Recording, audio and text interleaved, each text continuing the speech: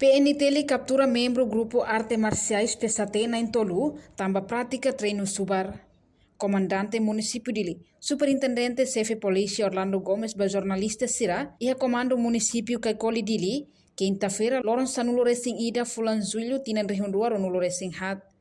Comandante Orlando Hateteng, comando município dili continua hal operação, ba iha grupo arte marciais sira, nebema governo bando atu treino, no hira comando reta informação husi terreno, comando haruka kedas membro tunia terreno. E consegue captura membro GAM PSAT na Intolu, nebema treino hela, iha área Veracruz niang. Comando município dili continua hal operação ba iha grupo sira nebema ka governo bando. Bando atu treino ba arte marciais ninya.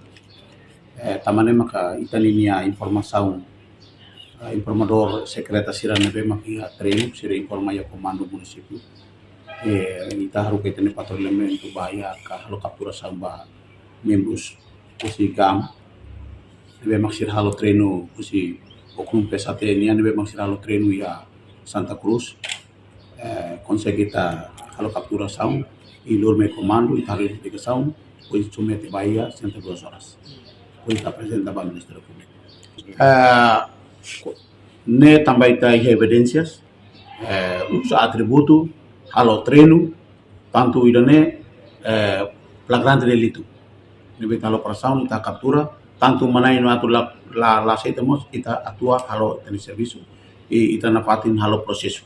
Também ne ita bela considerar desobediência ba lei ser nebe maka governo bando na kata klabele treino taka antau sira continua ita polícia tem halo atuação halo medidas e tem cumprimento ba lei nebe maka fosaitela takari uma sira agora ita detém na sela de detenção comando municipal dili o dia apresenta ba ya Ministério Público comando alerta na patin e a operação na patin ba ya patin ser nebe maka sira treino e kata tem que cumprir